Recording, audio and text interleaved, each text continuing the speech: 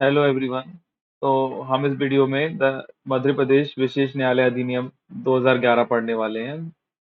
तो इसको हिंदी में और इंग्लिश में दोनों में ही विशेष न्यायालय अधिनियम बोलते हैं। मतलब इंग्लिश में इसको स्पेशल कोर्ट एक्ट नहीं बोलेंगे, इसको बोलेंगे मध्य प्रदेश विशेष न्यायालय अधिनियम 2011, मतलब 2011 एक्ट नंबर 8 ऑफ 2012 है ये। आइए इसके बारे में पहले पढ़ लेते हैं क्या है। तो एक्ट नंबर 8 है 2012 का, ये एक्ट है। फिर इसको प्रेसिडेंशियल असेंट मिली थी 7 फरवरी 2012 को। तो अब आपका क्वेश्चन हो सकता है इसको प्रेसिडेंशियल असेंट क्यों मिली, जब हम देख रहे हैं कि एक्ट मध्य प्रदेश का है। तो प्रेसिडेंशियल असेंट इसको इसलिए मिली थी क्योंकि जो आर्टिकल 200 है उसमें गवर्नर जिसके पास पावर होती है स्टेट एक्ट को असेंट देने की, उसने प्रेसिडेंट को ही रेफर कर दिया था। फिर एनफोर्समेंट होता है इसका 15 फरवरी 2012 को। और ये दो बार पब्लिश किया गया। फर्स्ट टाइम पब्लिश किया गया था 10 फरवरी 2012 को, सेकंड टाइम पब्लिश किया गया था 14 फरवरी 2012 को। इसके अंदर टोटल 4 चैप्टर्स हैं, 26 सेक्शंस हैं।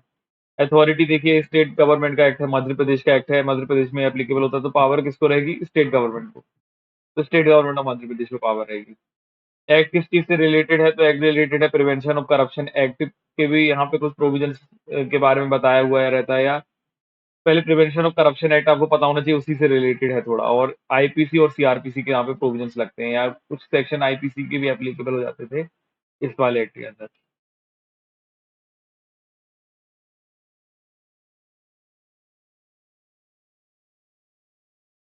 अब एक्ट को पहले पढ़ने से पहले देख लेते statement of object and reasons. तो ये जो नॉर्मल वेयर एक्ट है उसमें नहीं दिया हुआ है, पर मैंने जहाँ से ये डाउनलोड किया है ये वाला एक्ट, उसमें अलग से ये दिया हुआ था एक पेज में, तो मैंने सोचा ये भी देखते हैं।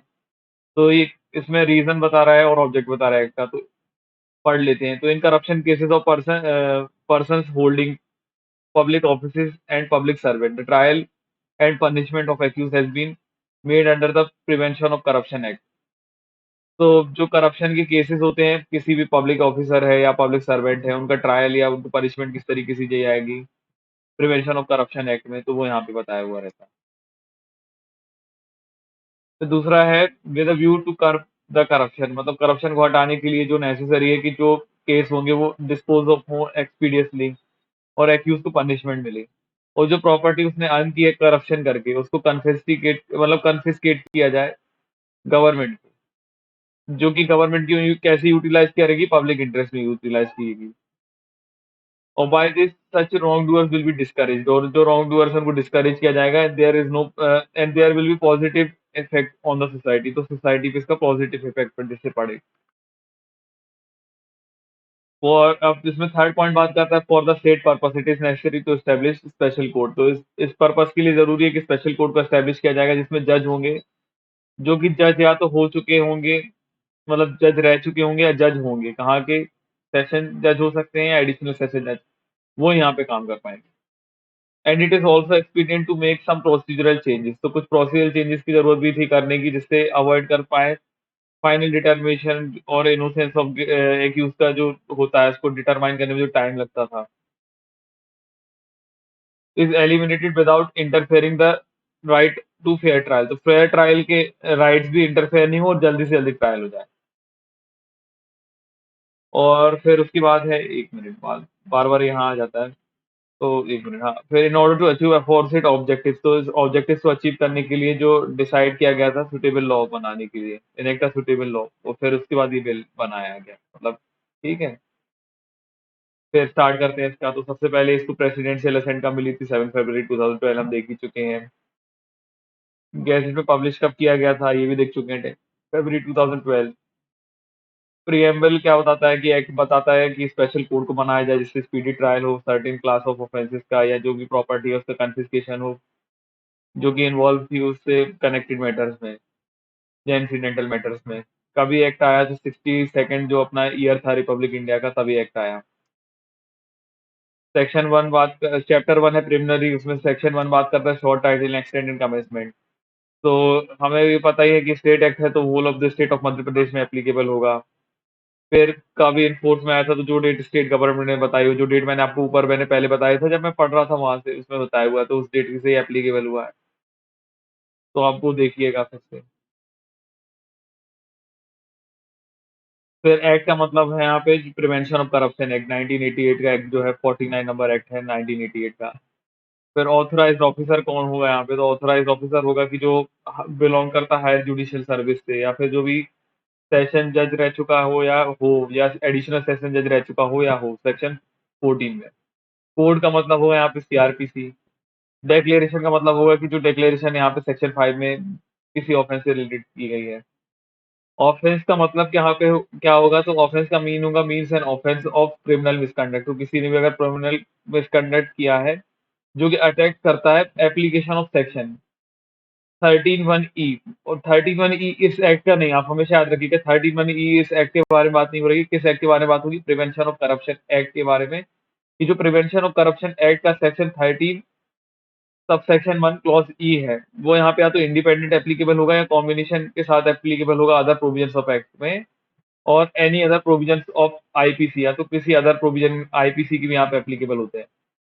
तो एफ बात करता है स्पेशल कोड। तो यहाँ पे आप ऑफेंस बस याद रखिएगा, स्पेशल कोड का क्या मीनिंग होगा, तो जिनके यहाँ पे सेक्शन 3 में बनाया गया है। फिर सबसेक्शन 2 बात करता है कि the words and expression here in used here in and not defined. तो जो भी वर्ड्स और एक्सप्रेशन है जो यहाँ पे यूज है लेकिन डिफाइन नहीं है, और अगर वो कोड में मतलब सीआरपीसी में डिफाइन हुए हैं, तो सीआरपीसी से उसका मीनिंग यहाँ पे लगा लिया जाएगा, मतलब निकाल लिया जाएगा। ठीक है, चैप्टर 2 स्टार्ट करते हैं। तो चैप्टर 2 बात करता है, चैप्टर 2 का नाम क्या है, तो एस्टेब्लिशमेंट ऑफ स्पेशल कोर्ट। अब सेक्शन नंबर 3 से स्टार्ट होता है। सेक्शन नंबर 3 की हेडिंग है एस्टेब्लिशमेंट ऑफ स्पेशल कोर्ट। तो देखिए यहाँ पे स्टेट गवर्नमेंट का एक्ट है, स्टेट गवर्नमेंट के पास ही पावर होगी, ऐसे हम देख के आए। अथॉरिटी कौन होगी, स्टेट गवर्नमेंट। तो state government shall for the purpose of speedy trial of offence. तो state government speedy trial of offence का इसलिए नोटिफिकेशन इशू करके एस्टेब्लिश कर सकती है एज मैनी कोर्ट। तो उतने ज्यादा कोड बना सकते हैं इतना हो कि उनको कंसीडर एडुकेट लगे, मतलब ठीक लगे, स्पेशल कोड बना देंगी। अब स्पेशल कोड बनाने के लिए कंसल्टेशन लेकिन सॉरी कंकरेंस होगी। तो स्पेशल कोड जो है उसको नॉमिनेट तो स्टेट गवर्नमेंट करेगा कि special court shall be presided over by जज। मतलब जो जज होगा स्पेशल कोर्ट में वो जो होगा वो नॉमिनेट तो कौन करेगा, स्टेट गवर्नमेंट, लेकिन कंकरेंस किसका लेगा, हाई कोर्ट का। ठीक है। फिर थर्ड सबसेक्शन बात करता है कि कोई पर्सन यहाँ पे क्वालिफाइड नहीं होगा नॉमिनेशन के लिए एज अ जज ऑफ स्पेशल कोर्ट जब तक कि वो हायर जुडिशियल सर्विस में का मेंबर ना हो, और या तो फिर वो या तो जज हो या रह चुका हो सेशन जज या एडिशनल सेशन जज किसी भी स्टेट में, सॉरी इसी स्टेट में, एमपी की स्टेट में। फिर सेक्शन 4 की बात करें तो उसमें बात करता है cognizance of the cases by special court. तो स्पेशल कोर्ट कॉग्निजेंस कैसे लेगी, तो special court shall take cognizance and try the cases. तो कौन से केस को स्पेशल कोर्ट कॉग्निजेंस लेगी और ट्राई करेगी, जो कि इसके पास इंस्टीट्यूट किए गए हैं या फिर ट्रांसफर किए गए सबसेक्शन सॉरी सब सेक्शन ही सेक्शन 10 में जो ट्रांसफर किए गए हैं, तो वो यहाँ पे केस का कॉग्निजेंस होगा। सेक्शन 5 बात करता है declaration of cases to be dealt under this act. तो उसमें लिखा हुआ है कि जब भी स्टेट गवर्नमेंट को जब भी प्राइमा फेसी एविडेंस लगते हैं और उनके पास एक रीजन टू बिलीव है कि अप्रोप्रिएट ग्राउंड है कि किसी भी पर्सन ने ऑफेंस किया है, alleged to have committed or have been committed by the person, मतलब या तो लग रहा है कि किया होगा या किया है, और हु हैज हेल्ड और होल्डिंग पब्लिक ऑफिस। तो या तो वो पब्लिक ऑफिस को होल्ड कर रहा है या फिर उसने कर रखा था, और has been public servant with in the meaning of section 2C of the act of the state of Madhya Pradesh. या फिर वो कोई भी पब्लिक सर्वेंट है किस एक्ट के अंडर में, तो सेक्शन 2C, 2C की बात कर रहे हैं यहाँ पे। 2C में अगर वो जो 2C किस वाले एक्ट का, स्टेट ऑफ मध्य प्रदेश का एक्ट जो है, उसमें अगर कोई भी पर्सन यहाँ पे ऑफिस होल्ड किया है पब्लिक सर्वेंट, तो द स्टेट गवर्नमेंट में डिक्लेरेशन, तो स्टेट गवर्नमेंट डिक्लेरेशन कर देगी इस इफेक्ट में। और every case in which the forced believe, तो जो भी उनको लगता है कि हाँ यहाँ पे ये चीजें हो रही हैं।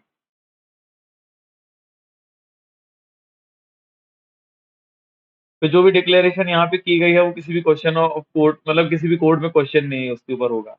तो सच declaration shell not be called in question in any court.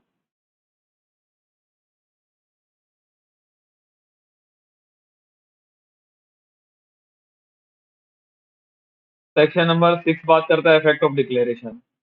तो on such declaration being made, तो जिस दिन भी डिक्लेरेशन की है तो not standing anything in the code, तो उससे फर्क नहीं पड़ता कि सीआरपीसी में क्या लिखा हुआ है और किसी अदर लॉ में क्या लिखा हुआ है, जो भी प्रोसिक्यूशन होगी इस रिस्पेक्ट में, वो shall be instituted only in a special court. तो स्पेशल कोर्ट में ही वो ऑफेंसेस ट्राई किए जाएंगे।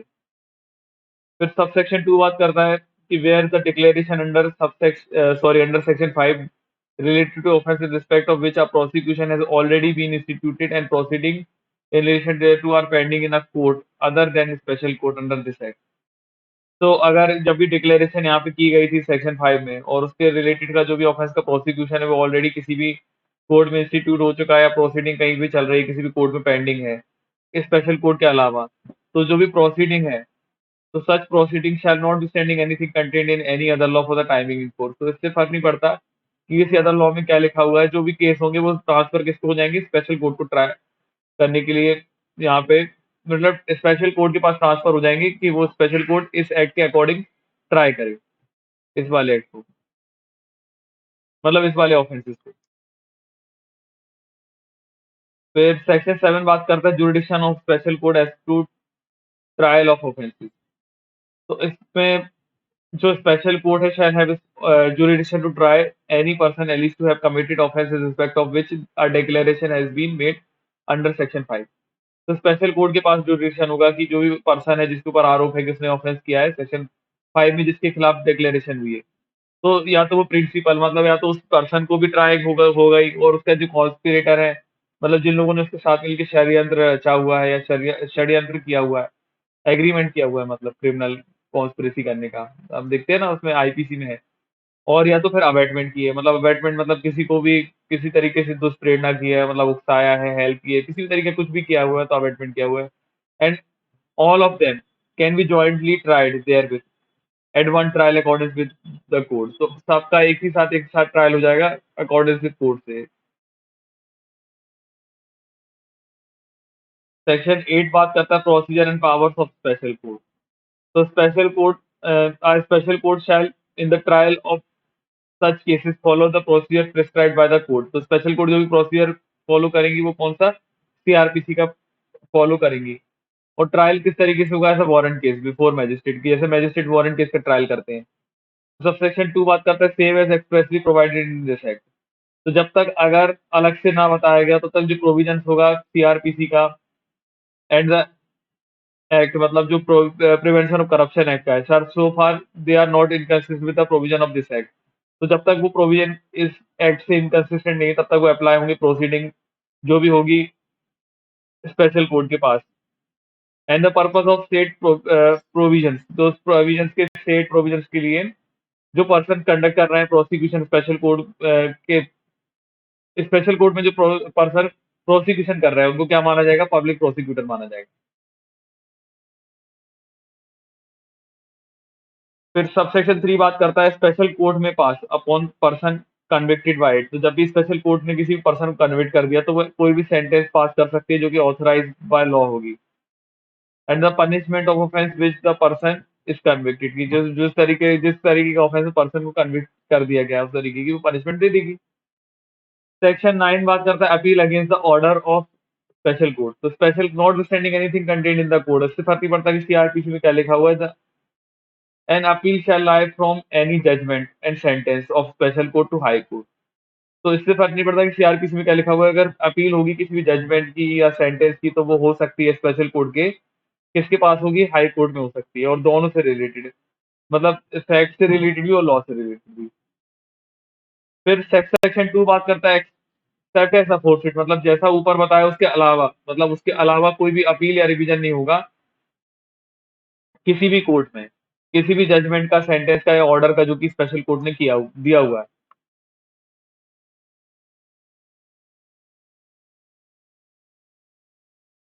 फिर जो कि अपील होगी यहाँ पे वो कितने दिन में प्रेफर किया जाना चाहिए, तो 30 डेज में प्रेफर किया जाना चाहिए जैसे डेट ऑफ जजमेंट या सेंटेंस किया गया, मतलब सेंटेंस सुनाई गई थी स्पेशल कोर्ट के द्वारा। फिर प्रोवाइडेड दैट हाई कोर्ट में एंटरटेन एन अपील, तो हाई कोर्ट अगर चाहे तो वो बाद में भी 30 डेज के बाद भी अगर चाहे तो वो अपील को हियर कर सकता है, एंटरटेन कर सकता है, अगर वो सेटिस्फाई हो गया कि जो रीजन रिकॉर्ड करके दिए गए हैं राइटिंग में एपेलेंट के द्वारा उसमें सफिशिएंट कॉज वो बता पा रहा है कि उसने रीजनेबल टाइम में अपील क्यों नहीं, मतलब ये मतलब जो प्रिस्क्राइब पीरियड है उसमें क्यों नहीं अपील उसने प्रेफर की।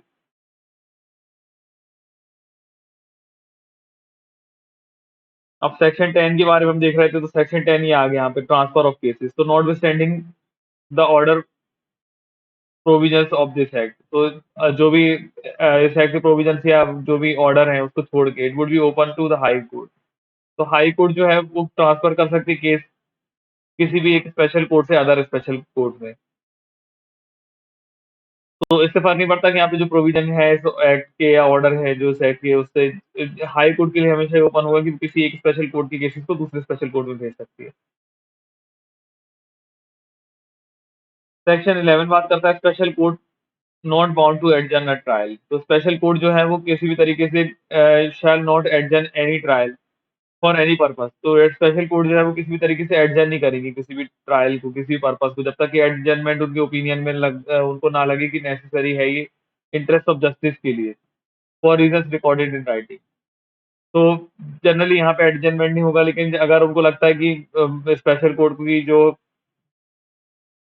उनके ओपिनियन में नेसेसरी इंटरेस्ट ऑफ जस्टिस के लिए, तो वो रीजंस रिकॉर्ड करके फिर एडजर्न कर पाएंगे।